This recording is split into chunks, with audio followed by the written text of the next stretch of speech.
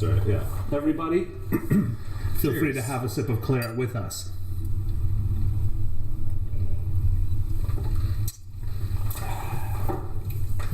Fresh. Delicious. From the deep down there. It is, indeed. A draft of vintage. Yeah.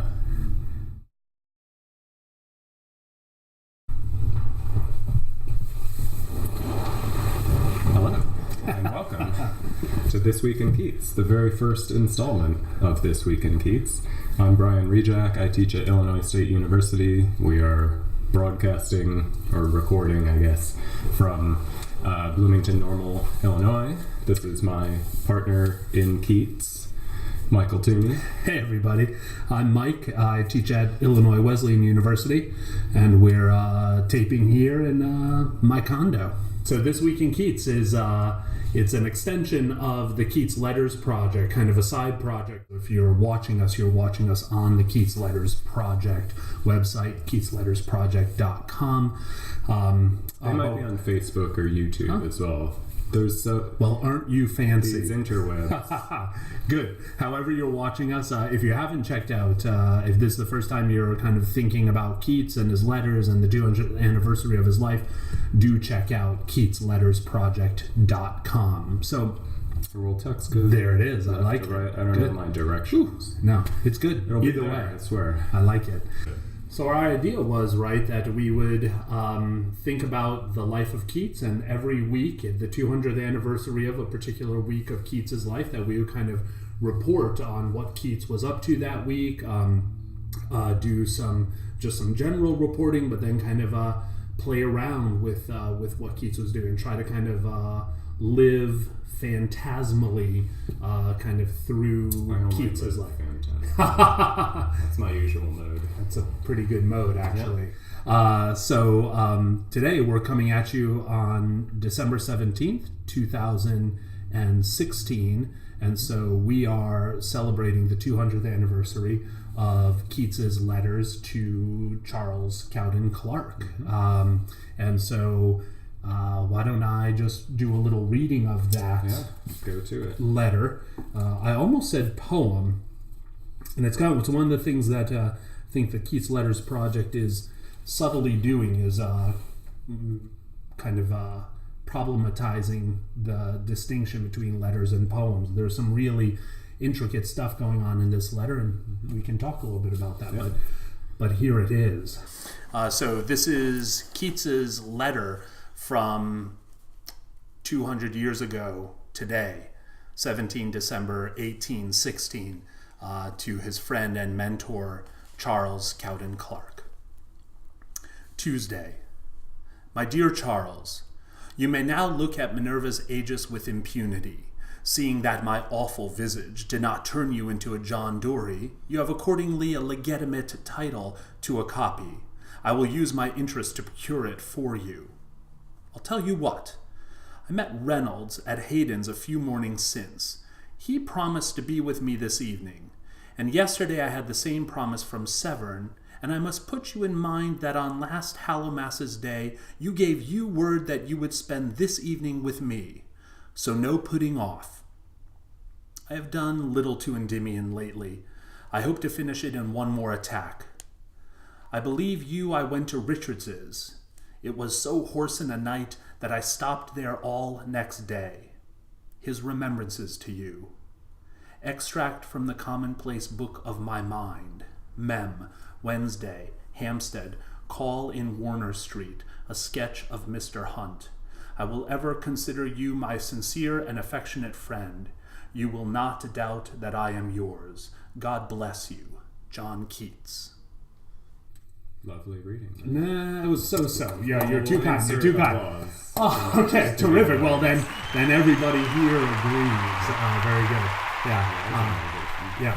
No, it's such a short letter, but one that's kind of so filled and so lively with so much happening in it. Of course, one of the main things we have to talk about is the life mask. Come here, Keats.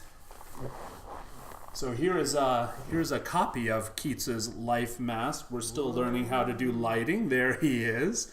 his face emerging ghostly to you. Brian, say a few. So this is Brian's copy of the letter. How'd you come across this, and tell us about it? Let me cradle him appropriately. All right, very good. Gotta support the head. Yep. In the fall of 2013, I was teaching a class that we have here. It's selected figures in English literature, and so I was like, well, shit, Keats. No brainer. Yeah, come on. Is there any other? So Shakes. I forget. Keats. It's pronounced Keats. Okay, that's right. Very good. But I called it The Cult of John Keats. Nice. It was about, of course, beautiful. We read tons of Keats, we read letters, poetry, but then we also looked at his reception throughout the 19th century, talked about the pre-Raphaelites, and talked about 20th century people writing about Keats, etc., etc. Beautiful. So at one point during that semester, we were, talking about the life mask for some reason, and one of my students was like, I was just on eBay the other day and randomly decided to look for a John Keats life mask. Right. And by which I mean to say I'm on my laptop right now on eBay looking at it. Right. Yeah. Okay. But either way, good research. A student alerted me to it, and I was like, well, obviously I need to buy this. Right. So I went and Do you mind me asking generally about how much this life mask cost you? This one I think was like $50. What? That's crazy. Yeah. That's amazing. There are lots of copies of this guy out there. Huh. Okay. You can find him in various places. If you want the legit, legitimate copy, very good. Or as I prefer, legitimate.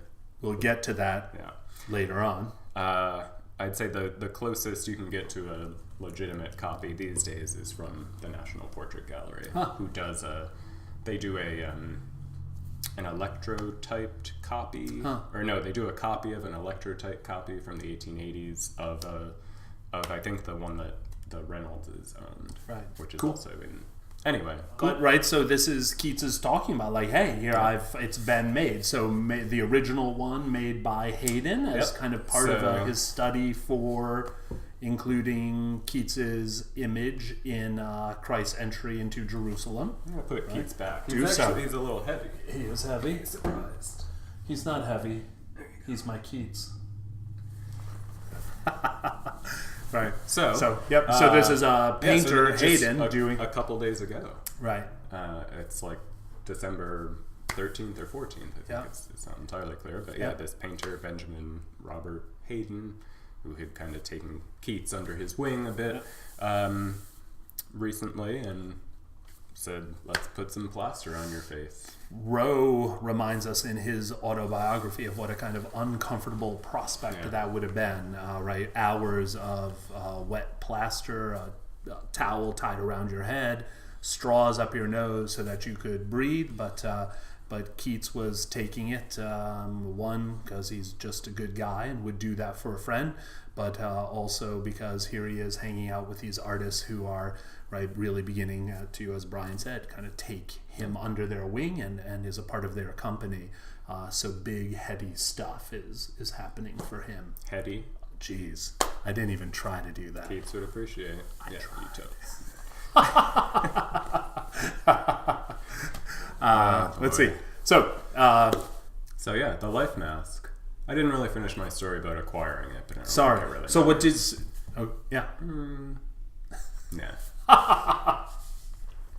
Well, the one other thing I'll say about that is that when it did finally arrive and I brought it to class, it was kind of a weird class. Right. But was it weird magical or weird? Yeah. So what happened? Yeah. Well, people were kind of freaked out by it. Right. They didn't like it. They were like, I didn't think I'd be freaked out by this. Did they say why they were freaked out? Well, part of it was just that this was in like November of a fall term, so we'd been reading a ton of Keats. They're deep into Keats already. Then the Keats cult. Some of them might even be joining the cult. I sure hope so. Yeah.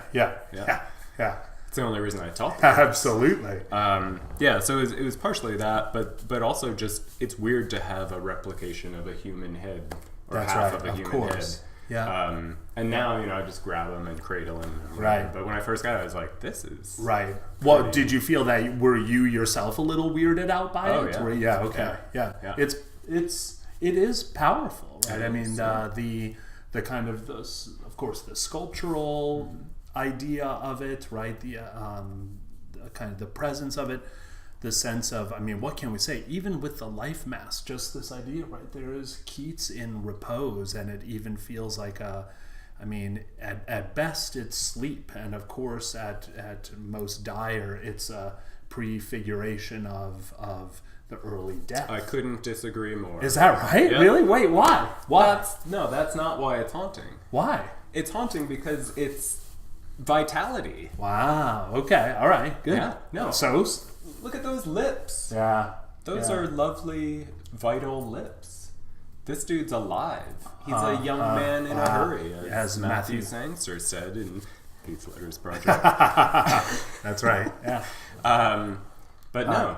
So what was haunting about it for me is that even though this is a copy of a copy of a copyright, it's like, who knows if that... I bought this from some guy who was like, oh, a friend of mine had this, and now I'm selling it for $50. So I don't know the actual origin of it. But at some point, you can trace those copies back to that moment when this stuff's actually sitting there on this living human being's face. Right? Like that shape is there in that moment. It's a moment of vitality that makes its way to us 200 years later. Right. But there has to be something to the kind of the physical presence, though, right? Because we've sent some of that vitality, some great deal of that vitality through literature, the continuation of those words, those patterns of thought. But there is something about this physical object, right?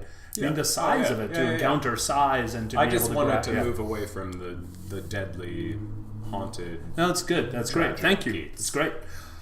I tend to like to as well. But okay, yeah. So interesting that I went to with that. We're not all death. Yeah, I'm sorry. Well, but I was still trying to do something though a little bit different, right? So here, right. Even trying to do something. We'll go back to the tape. Okay. I don't like this. I don't want this to be a part of the record. Right. From now on, we're recording all our conversations. Oh dear, that will be fantastic. Not admissible.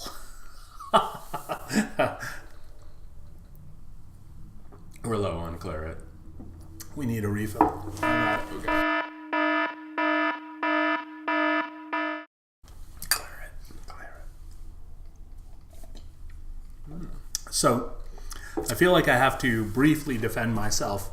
I am not a member of the death cult of John Keats. I am a member of the life cult. Good. Especially when, there's an interesting book by Stanley Plumley. It is, I think, of interest, but he makes the claim, which I found very problematic in there, that he found the death mask. There's a later mask done, I believe it's the day after Keats's death.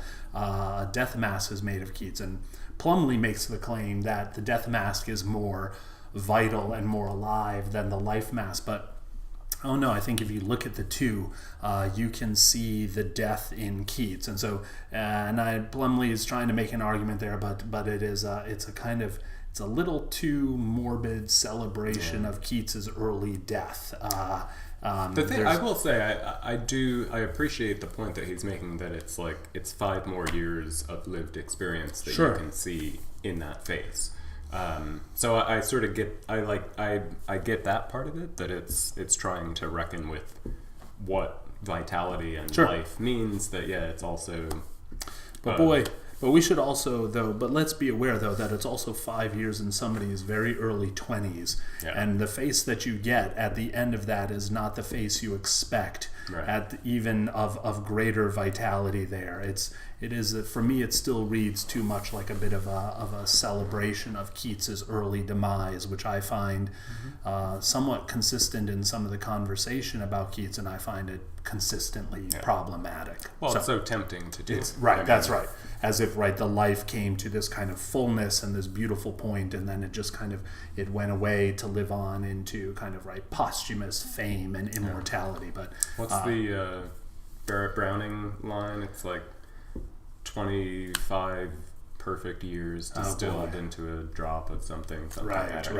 It's actually, I love that passage because it focuses on the intense vitality of those years as opposed to That's right. the posthumous. We'll get to Well, there's so much to come. Posthumous. Posthumous We Keats in some years from now. But for now, Keats is young and alive and drinking claret with friends. we need some cayenne pepper. Cheers. Mm. I'm sure I have some. Maybe we'll wait on that for later. I think this that's is right. only When the it first comes this up. week in Keats. That's right. We have That's a lot right. of weeks. We got to keep it spicy somehow. That's true. So we've only had one bad pun so far. Right. Yeah. In the Not much. inaugural edition of This Week in Keats. Oh, dude. I feel like we need more wordplay. We're letting down John Keats. In this week in the Keats Letters Project, you're saying? No, in this installment of This Week in Keats. Okay. You made that joke about the head, Right. Okay. which wasn't a joke. Right. Yeah. So we need to then talk about that important word, which I think is legitimate. Right. So Keats is talking about procuring, right? And for Keats, right, who is coming of age, right? Has he come of age by this point? It's October 31st. So trying to get, how dare you not know? trying to get some cash, right? How do you live? I know Keats's birthday. Everybody calls it Halloween, but we all know. Yeah. I mean, you got a silhouette here. So That is true. That is true. You're legit. That's right. I mean, legit. Legit. Legit. So- Legit. So I think the word's legitimate. I think Keats is playing off of the get in legitimate titles. If you have legitimate titles, you get stuff. And Keats, who is always trying to get some more, get more money, get more stuff, get what he's due, right? He is really thinking about the get that is at the heart of legitimacy. You read it differently, though. I prefer legitimate, and only because in a lot of Keats's wordplay, it's messing around with spelling, which, well, obviously in your case too, right? It changes. You're changing the G to a hard G. Yep. But the vowel sound is not all that different. That's right. It, eh. Yep. Yeah. No. Right. So Keats gets okay. All right. Finish. Please. So Keats's wordplay with the sound of words in his letters tends to be focused on vowels, not consonants. Huh.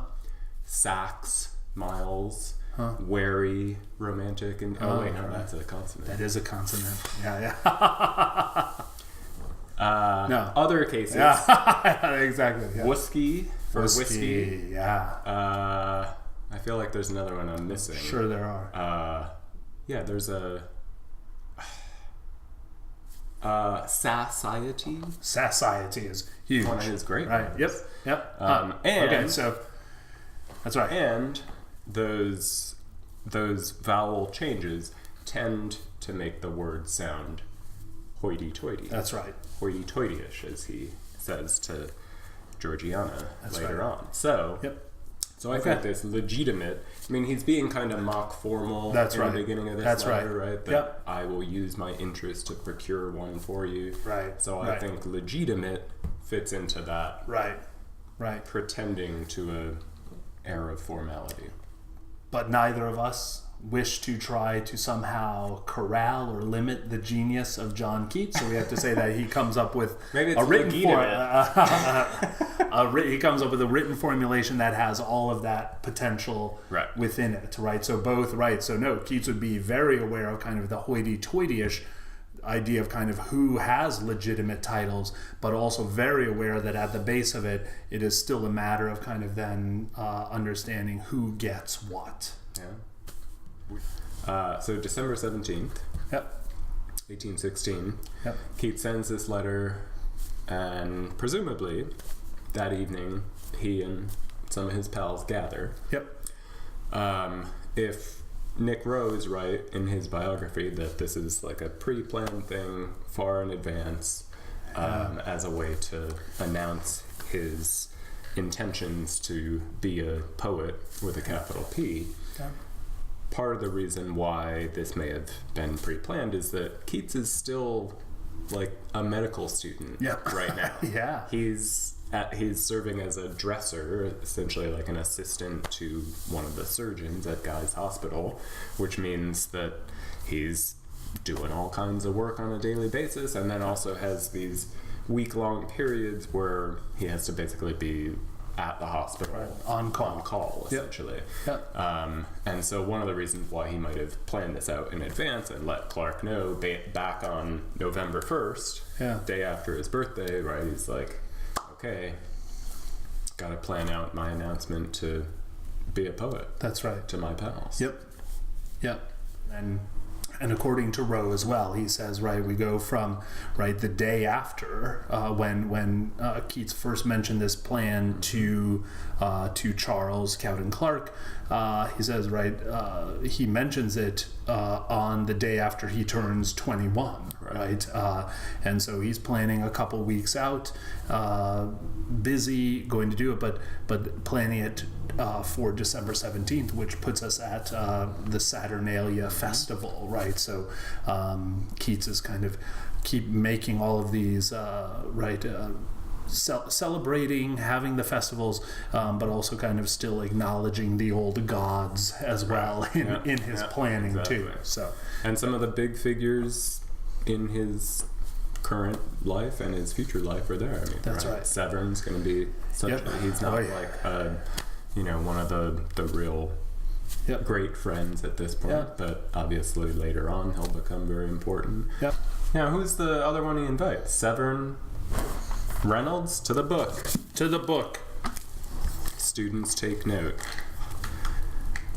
Go back to the text. Reynolds. Yeah. Sorry about that. Reynolds. Oh man, we haven't talked about Reynolds. Jeez. Oh, I love Mason Slackers. Reynolds. Yeah.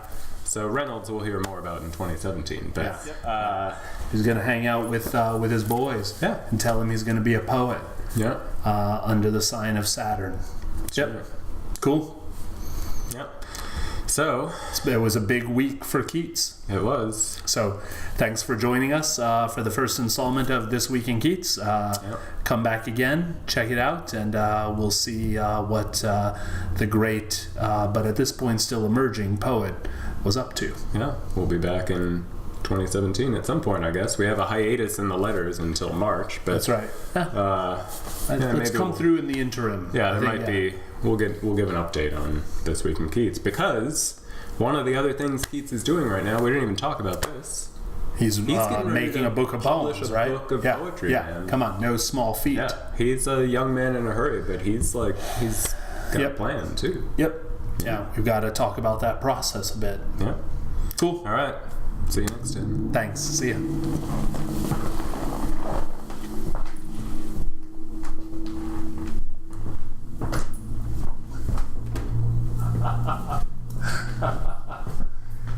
Keats.